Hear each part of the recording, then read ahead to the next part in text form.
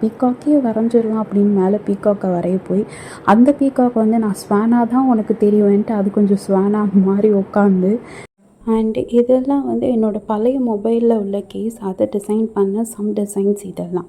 ஹே amigos, இந்த மாதிரி ஒரு மொபைல் கேஸ் மொபைல் வாங்குகிற எல்லாருக்கிட்டையும் காம்ப்ளிமெண்ட்டாக மொபைல் பாக்ஸில் இருக்கும். பட் நம்ம இதை யூஸே பண்ண மாட்டோம். கடைக்கு போயிட்டு இருக்கிறதுல எது கலர்ஃபுல்லாக இருக்கோ, ஃபேஷனபுளாக இருக்கோ, ஸ்டைலிஷாக இருக்கோ அதை தான் வாங்கி நம்ம மொபைலுக்கு கேஸாக போட்டுப்போம். பட் இந்த மாதிரி யூஸ்லெஸ்ஸாக தூக்கி போடுற மொபைல் கேஸையே நம்ம யூஸ்ஃபுல்லாக மாற்றினா எப்படி இருக்கும்? நல்லாயிருக்கும்ல? அதை தான் நான் உங்களுக்கு இந்த வீடியோவில் ஷேர் பண்ண போகிறேன். இதுக்கு நீங்கள் செலக்ட் பண்ண வேண்டியதெல்லாம் உங்கள் மொபைல் பாக்ஸில் அன்வான்டாக இருக்கிற இந்த மாதிரி ஒரு கேஸை தான் நீங்கள் எடுத்துக்க போகிறீங்க. இது ஆல்ரெடி நீங்கள் யூஸ் பண்ணிகிட்டு இருந்தால் நோ ப்ராப்ளம், எடுத்து நீங்கள் இதை வந்து ஸ்டைல் பண்ணிவிட்டு நீங்கள் வந்து திருப்பி நீங்கள் வந்து இதை யூஸ் பண்ணிக்கலாம். நெக்ஸ்ட் வந்து இதுக்கு வந்து 2 மார்க்கர் நான் சூஸ் பண்ணியிருக்கேன். இதுக்கு வந்து நார்மல் மார்க்கர் நான் யூஸ் பண்ணல. பிகாஸ் இது வந்து நம்ம ஃபிங்கர் பட்டாலோ இல்லை தண்ணி பட்டாலோ வந்து நார்மல் மார்க்கர் வந்து பெயிண்ட் போயிடும். பட் இந்த பர்மனெண்ட் மார்க்கர், அதாவது சிடி பென் ரைட்டர் அப்படின்னு நீங்கள் கடையில் கேட்டாவே கிடைக்கும். இந்த மார்க்கர் வந்து நீங்கள் என்ன பண்ணாலுமே வந்து போகவே போகாது, லாங் லாஸ்டிங் மார்க்கர். ஸோ அதனால தான் நான் இதை யூஸ் பண்ணியிருக்கேன்.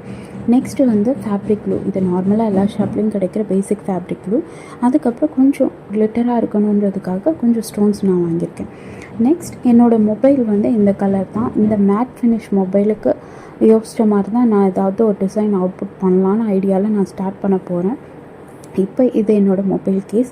எனக்கு என்ன திடீர்னு இன்ஸ்டண்ட்டாக தோணுதோ அதை வச்சு நான் அதை டெவலப் பண்ணி ஏதாவது ஒரு டிசைனாக போடலான்ற ஐடியாவில் நான் அதை ஸ்டார்ட் பண்ணியிருக்கேன். பார்ப்போம் எவ்வளோ தூரம் என்னோடய டிசைன் வந்து போகுது, இல்லை நடுவில் ஏதாவது மாற்றுறேனான்றது போக போக தான் தெரியும். இப்போ என் மைண்டில் ஸ்ட்ரைக் ஆனது வந்து ஜஸ்ட் ஒரு ஒரு ஹனி கோம் மாதிரி ட்ரை பண்ணி போகலாம் அப்படின்றதுக்காக சும்மா கர்வ் பண்ணி நான் பாட்டுக்கு வரைஞ்சிட்ருக்கேன். பட் எனக்கு கிடைச்சது வந்து என்னென்னா பிளாக் அண்ட் க்ரீன் தான் கிடைச்சது. நான் கான்ட்ராஸ்ட்டாக அதாவது எதிர்பார்த்தேன் மொபைலுக்கு கான்ட்ராஸ்ட்டாக. பட் அன்ஃபார்ச்சுனேட்டாக அந்த ஷாப்பில் எனக்கு கிடைக்கல. ஸோ எனக்கு கிடைச்ச அந்த 2 கலர்ஸை வச்சு ஏதாவது பண்ணலாம் அப்படின்றதுக்காக நான் அப்படி ஹனி கோம் பேட்டர்னில் நான் ஸ்டார்ட் பண்ணியிருக்கேன்.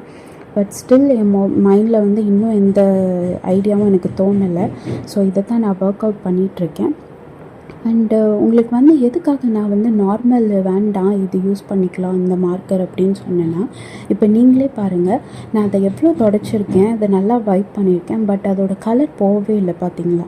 இன்னொன்று இதில் வந்து என்னென்னா இன்ஸ்டண்ட்டாக ட்ரை ஆகிடும். நீங்கள் வந்து ஒரு தடவை நீங்கள் வரைஞ்சிட்டிங்கன்னா அது மேலே உங்கள் கை பட்டால் கூட, வரையும் போது உங்கள் கை ஃபர்தராக பட்டால் கூட இது வந்து ஒன்றுமே ஆகாது, இன்ஸ்டண்ட்டாக ட்ரை அவுட் ஆகிடும்.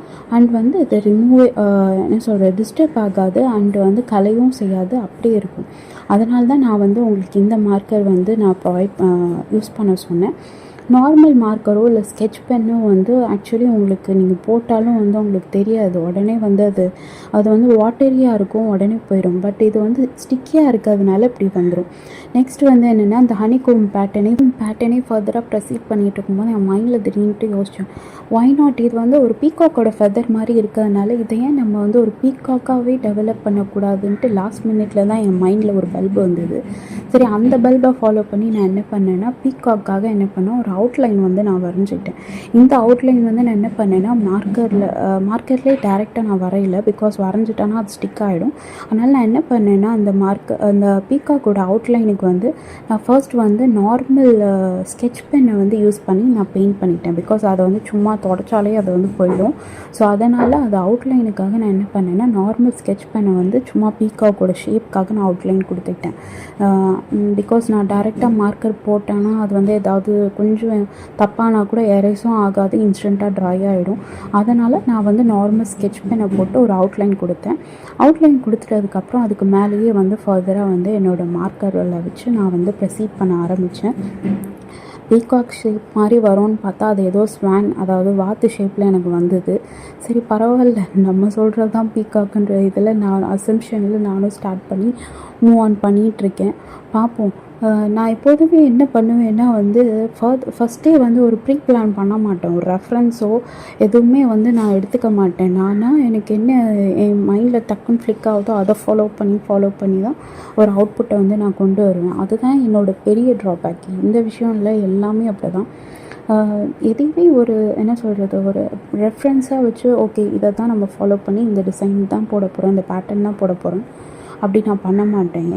எனக்கு எப்படின்னா வந்து நான் வந்து மற்றவங்களுக்கு ரெஃபரன்ஸாக இருக்கணும் அப்படின்ற மாதிரி தான் என்னோடய அவுட்புட் வந்து மற்றவங்களுக்கு அதை இமேஜினேஷனாக ரெஃபரன்ஸாக வந்து அவங்க எடுத்துகிட்டு போகணும் அப்படின்ற ஒரு லூசுத்தனமான ஒரு மைண்ட் செட் வந்து எனக்கு உண்டு.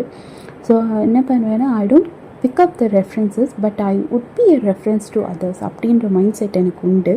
ஸோ அதனால தான் வந்து இது முதல்லையே நான் வந்து பீகாக்குன்னு நினச்சி வரைஞ்சிருந்தானா ஒழுங்காக வந்திருக்கும் இந்த ஃபெதர்ஸ் ஆச்சு. பட் நான் அந்த மைண்டு வந்து நான் ஃபர்ஸ்ட்டு இது தான் அப்படின்னு யோசிக்காமல் நான் சும்மா ஏதோ ஹனிகோம் மாதிரி போடலாம் அப்படின்னு ஆரம்பித்தேன். பட் ஹனிகோம் கலர் அன்ஃபார்ச்சுனேட்டாக எனக்கு அந்த மார்க்கர் கிடைக்காததுனால அதை சும்மா ஏதோ பேட்டர்னாக போட போய் கடைசியில் அதே என் கண்ணுக்கு வந்து பீகாக் ஃபெதராக தெரிஞ்சு கடைசியில் பீகாக்கே வரைஞ்சிடலாம் அப்படின்னு மேலே பீகாக்கை வரைய போய் அந்த பீகாக் வந்து நான் ஸ்வானாக தான் உனக்கு தெரியும்ன்ட்டு அது கொஞ்சம் ஸ்வானாக மாதிரி உட்காந்து இப்படி தாங்க கடைசியில் வந்து ஓரளவுக்கு நான் வரைஞ்சி முடித்த பீகாக்குன்னு சொல்ல முடியாது. இதை பார்க்க எப்படி இருக்கும்னா, ஒரு பெபிள்ஸ் மேலே வந்து ஒரு ஸ்வான் உட்காந்து எப்படி இருக்குமோ அந்த மாதிரி இருக்கும். பட் என்ன பண்ணுவேன், என் மனசு ஒத்துக்க மாட்டேங்குது, இது பீகாக் தாங்க அப்படின்னு உங்களை நம்ப வைக்கிறேன், நீங்களும் நம்பிக்கோங்க. ஓகே, நெக்ஸ்ட்டு வரைஞ்சி முடிச்சிட்டப்புறம் அகைன் நான் வந்து என்ன சொல்கிறது, எரேஸ் பண்ணி பார்த்தேன். பட் இருந்தாலும் பாருங்கள், இப்பயும் வந்து எரேஸ் ஆகலை. அதுதான் வந்து இந்த மார்க்கரோட ஸ்பெஷாலிட்டி. இதை வந்து நீங்கள் இந்த மாதிரி கேஸுக்குன்ட்டு இல்லை, எல்லாத்துக்குமே யூஸ் பண்ணலாம். உங்கள் வார்ட்ரோப் டிசைன் பண்ணலாம், உங்கள் வாலை பெயிண்ட் பண்ணலாம், எதுனாலும் இந்த மாதிரி ஒரு இதை வந்து ஸ்கெட்ச் பண்ண பேப்பர் தவிர மற்ற எல்லா ஹார்ட் ஆப்ஜெக்ட்ஸ்லையும் வந்து டிசைன் பண்ணுறதுக்கு இந்த மார்க்கர் வந்து யூஸ்ஃபுல்லாக இருக்கும். நெக்ஸ்ட்டு நான் என்ன பண்ணுறேன்னா, இந்த ஹனிகோம்போட இன்டர் ஸ்டேஜஸ்லாம் இருக்குல்ல, அந்த சென்டர் போர்ஷன்ஸ்லாம் என்ன பண்ணுறேன், இதில் வந்து ஸ்டோன் வைக்கலான்னு என் மைண்டு சொல்லுது. அதனால் நான் ஸ்டோன் வைக்கிறதுக்காக என் மைண்டை ஃபாலோ பண்ணி நான் என்ன பண்ணுறேன்னா, அந்த சென்டர் போர்ஷன்ஸ்லலாம் வந்து நான் என்ன பண்ணுறேன், க்ளூ வச்சிட்ருக்கேன். க்ளூ வச்சுட்டு அப்புறம் ஃபாலோ பண்ணி இதில் வந்து நான் ஸ்டோன்ஸ் ஓட்டலான்ற ஐடியாவில் இருக்கேன். பட் இதை பார்க்க பீகாக் இல்லை தான், ஐ நோ. பட் மைண்ட் வந்து என்ன ஃபோர்ஸ் பண்ணுதுன்னா, பெபிள்ஸ் மேலே இருக்க ஸ்பேனை வந்து நீ பீகாக்காக இமேஜின் பண்ணிக்கோன்னு சொல்கிறது. ஸோ அகெயின் என் மைண்டு போகிற போக்குக்கே நானும் வந்து இதை சொல்கிறேன்.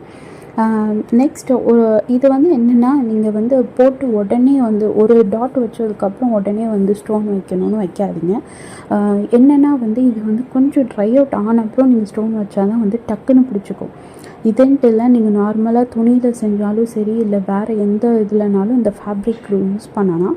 இந்த ஃபேப்ரிக் க்ளூவோட கீ பாயிண்ட் வந்து என்னென்னா, நீங்கள் வச்சு கொஞ்சம் ட்ரை ஆன அப்புறம் எந்த ஆப்ஜெக்ட்னாலும் நீங்கள் பேஸ்ட் பண்ணாலும் அது உடனே டக்குன்னு ஸ்டிக் ஆகிக்கும். நீங்கள் ஒரு இதை வச்சுட்டு உடனே இன்ஸ்டண்ட்டாக ஒரு ஆப்ஜெக்டை நீங்கள் ப்ளேஸ் பண்ணனா அது ஸ்டிக் ஆகாது, அது மூவ் ஆகிட்டு நம்மளை தான் வந்து அது டென்ஷன் படுத்தும். ஸோ அதனால் கொஞ்சம் ட்ரை அவுட் ஆன அப்புறம் அந்த எந்த ஆப்ஜெக்ட்னாலும் அந்த க்ளூவில் வந்து வைங்க. அண்ட் வச்சதுக்கப்புறம் வந்து இதுதான் வந்து நம்மளோட ஃபைனல் திங். ஒயிட் பேக்ரவுண்ட் இருந்தால் நல்லாயிருக்கும்னு என் டாக் நான் வந்து பேக்ரவுண்டாக யூஸ் பண்ணிட்டேன். அது கொஞ்சம் டென்ஷனாக. அதுக்கப்புறம் பார்த்தானா, இதுதான் வந்து என்னோடய பீகாக்குன்னு அசம்ஷனில் நான் வரைஞ்ச பெபிள்ஸ் மேலே இருக்கிற ஸ்வான். பார்த்துக்கோங்க, இது இந்த டிசைன் தான் போடணுன்ட்டு இல்லை, இது ஏதோ என் குறுக்கு புத்திக்கு ரெஃபரன்ஸுக்கு வந்து நான் சும்மாவும் ஆரம்பித்தது. இப்படி நல்லா தான் வந்திருக்கும்னு நினைக்கிறேன். சரி, நானே என்னை தேத்திக்கிறேன், நல்லா தான் வந்திருக்கு.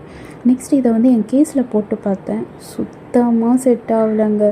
ஏன்னா நான் பண்ண கலரும் க்ரீனு, என் மொபைலும் வந்து ஒரு சீ க்ரீனு. ஸோ செட்டே ஆகலை. இந்த பேட்டர்ன் தான் நீங்கள் போடணுன்ட்டு இல்லை, உங்களுக்கு என்ன இமேஜினேஷன் தாட் வருதோ அதை ஃபர்தராக ப்ரொசீட் பண்ணிக்கோங்க, இதை பேஸ் வீடியோவாக வச்சு. இதே மாதிரி ஃபார் மோர் வீடியோஸ்க்கு என்னோடய சேனலை மறக்காமல் லைக் பண்ணுங்கள், ஷேர் பண்ணுங்கள், சப்ஸ்கிரைப் பண்ணுங்கள் அண்ட் பெல் ஐக்கானை ப்ரெஸ் பண்ணிக்கோங்க for notification. See you in your next video. Bye.